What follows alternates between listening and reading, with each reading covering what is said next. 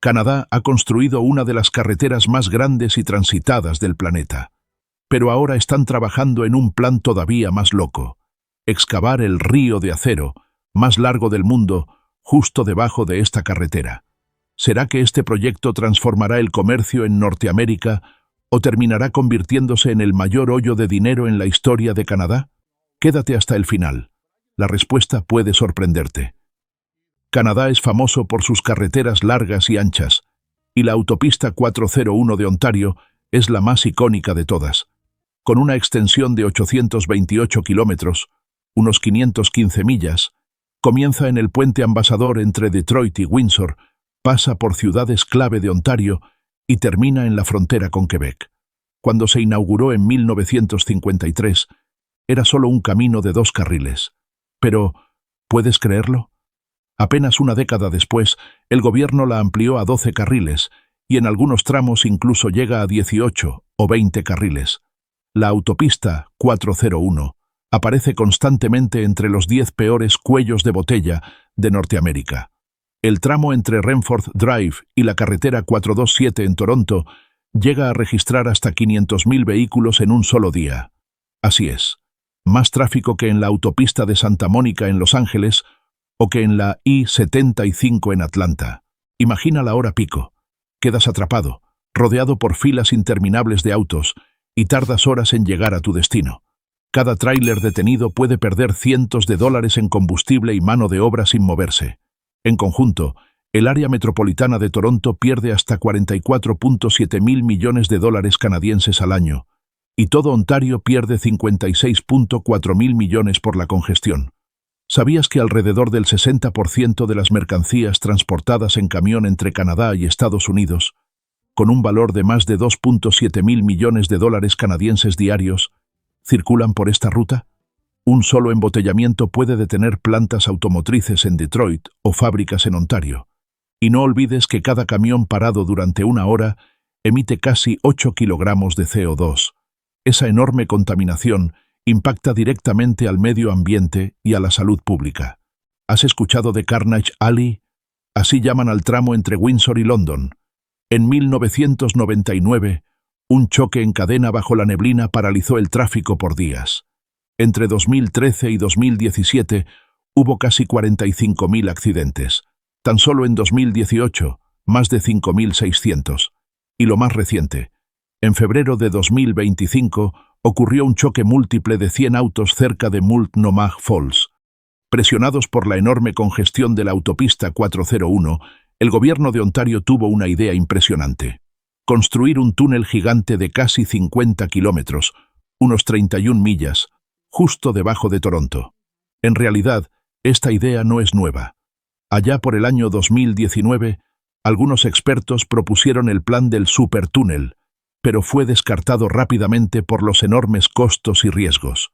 Luego, en el verano de 2024, el primer ministro Doug Ford lo revivió de repente. En cuanto Ford lo llamó la única salida posible para la autopista 401, el público estalló en opiniones.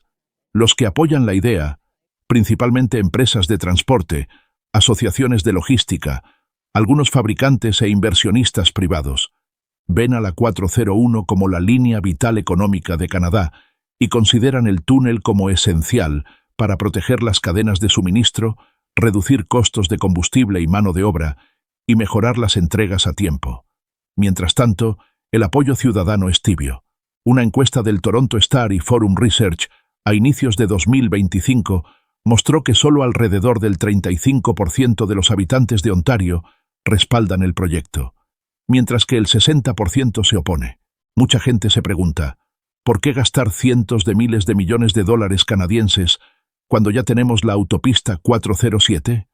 Un lector escribió, si el gobierno recomprara la 407 y bajara las cuotas, el tráfico se movería de la 401, más rápido y más barato. Algunos sostienen, un tren de carga eficiente es mejor que 100 tráileres saturando la 401.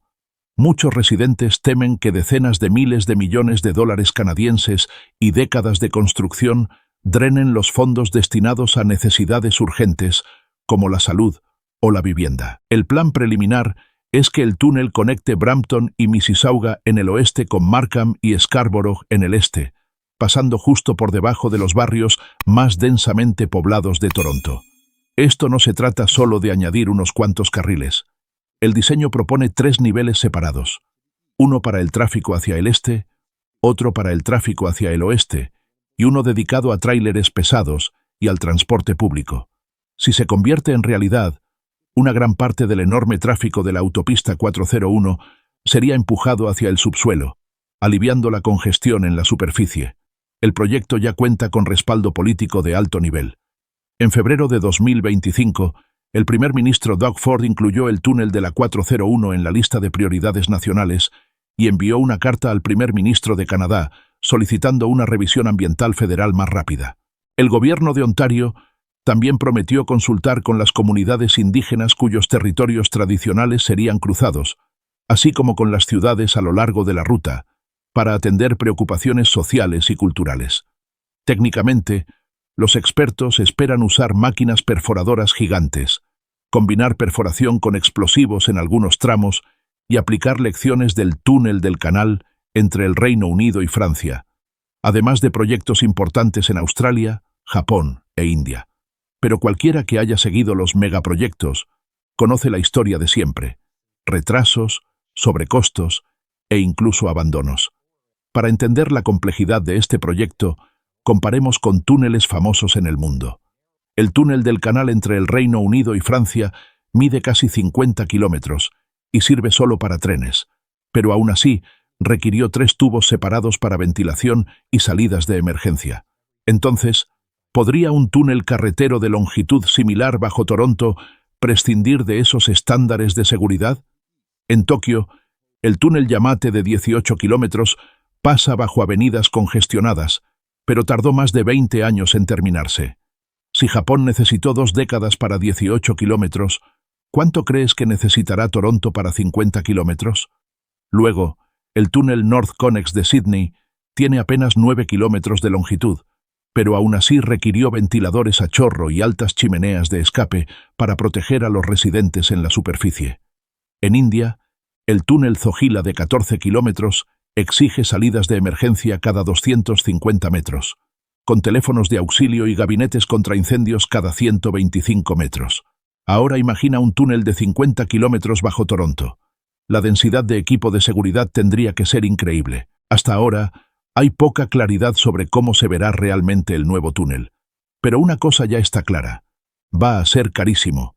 Ese es justamente el problema principal ahora, y la razón por la cual muchos opositores no ven el proyecto como realista. Por ejemplo, en Ottawa, un proyecto de túnel de apenas 3 kilómetros costó $750,000 solo para el estudio de factibilidad. Se disparó a más de 2.000 millones para el año 2016 y finalmente fue cancelado.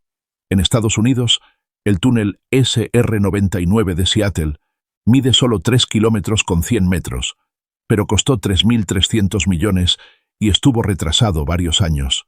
Así que, para un supertúnel de 50 kilómetros bajo Toronto, solo imagina la factura. Estimaciones iniciales dicen que incluso 6 kilómetros de túnel en Toronto podrían costar alrededor de $1.700 millones estadounidenses. Multiplica eso por la longitud total y la cifra fácilmente llega a $90.000 millones. Si se agrega transporte público, la cuenta podría dispararse a $130.000 millones. Y eso sin contar inflación ni variaciones en los precios de materiales. Sí, más o menos lo mismo que el presupuesto anual de defensa de Canadá, o suficiente para construir más de 100 hospitales grandes. Y el tiempo de finalización no será corto.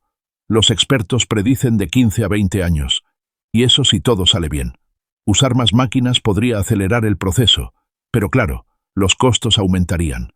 Una sola máquina perforadora gigante cuesta alrededor de 150 millones, y no hay garantía de que las cosas avancen más rápido, ya que las averías pueden ocurrir en cualquier momento. Para excavar un túnel de casi 52 kilómetros, unos 32 millas, los ingenieros calculan que tendrán que mover decenas de millones de toneladas de tierra y roca, lo que equivale a cientos de miles de viajes de camiones de volteo entrando y saliendo de Toronto durante muchos años. Un estudio interno del Ministerio de Transporte de Ontario advierte que la construcción podría generar niveles de contaminación de 20 a 30 veces más altos que ampliar una carretera en superficie de la misma longitud. Esto preocupa a las comunidades locales por el ruido, el polvo fino y el riesgo de hundimientos del suelo debido a la perforación profunda bajo la ciudad. Los grupos ambientalistas también alertan que el túnel podría atravesar el ecosistema del río Don y humedales vitales, que son rutas clave de migración para aves y pequeños animales. El proyecto también ejerce una enorme presión sobre los recursos de construcción. Como dijo un ingeniero de Toronto a la CBC, en cuanto empiece el túnel de la 401, los mercados de concreto y acero de Ontario quedarán exprimidos durante los primeros años, con una demanda masiva de concreto, acero y mano de obra especializada. El proyecto competirá directamente con otras obras públicas. ¿El resultado probable? Los precios de los materiales se dispararán, la construcción de vivienda pública se frenará y todo el mercado de la construcción en la provincia sentirá la presión. A pesar de las fuertes críticas por el impacto ambiental y los enormes costos, los defensores y el gobierno de Ontario siguen argumentando que el túnel de la 401 traerá grandes beneficios. Señalan modelos del Ministerio de Transporte de Ontario que muestran que, sin una acción fuerte, para el año 2031, los tiempos de viaje promedio en la autopista 401 podrían aumentar en 90 minutos y la congestión casi duplicarse. Mover algunos tráileres, transporte público y pasajeros al subsuelo se espera que libere las carreteras en la superficie, reduciendo la presión no solo en la 401, sino también en las autopistas 407, 400, 427 y en el Don Valley Parkway. Esto no solo hará que la hora pico sea menos estresante, sino que impactará directamente en la cadena de suministro. Piénsalo, si los tráileres ahorran incluso unos minutos, las fábricas en Detroit o los almacenes en Ontario pueden evitar entregas tardías, ahorrando combustible y salarios de choferes. Otro punto clave es el carril exclusivo para transporte público. Si tan solo del 5 al 10% de los viajeros dejan el auto y se cambian a trenes o autobuses express dentro del túnel, el tráfico en la superficie se aliviará de manera notable. Muchos expertos esperan que esto fomente hábitos de viaje más ecológicos en todo el área metropolitana de Toronto. La seguridad también es una prioridad. Sin intersecciones ni salidas en el túnel, el riesgo de choques laterales se reduce drásticamente. La supervisión moderna, el control de tráfico automatizado y las alertas de emergencia permitirán respuestas rápidas a incidentes, minimizando cierres de carriles y manteniendo el flujo vehicular. Finalmente, el proyecto dará un gran impulso al mercado laboral. Los funcionarios estiman que podrían crearse hasta 10.000 empleos, desde la construcción hasta la operación y el mantenimiento.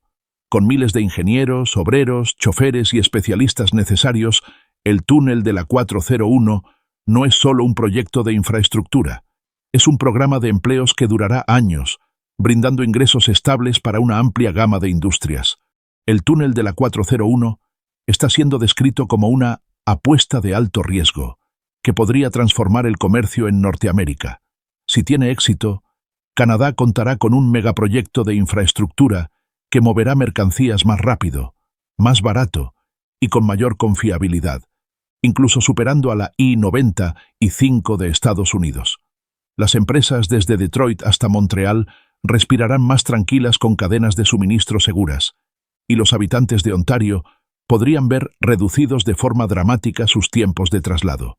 Pero si el proyecto se descarrila, el presupuesto de Ontario podría quedar cargado con una deuda enorme. Otros servicios públicos enfrentarían recortes, y los ciudadanos serían los primeros en sentir las consecuencias. Por ahora, todo sigue sobre el papel. Antes de terminar el documental de hoy, queremos escuchar tus ideas y opiniones sobre este túnel. Si encontraste útil esta historia y quieres mantenerte al día con proyectos de infraestructura global y temas de transporte, dale clic a suscribirse y activa las notificaciones para que no te pierdas nuestros próximos videos.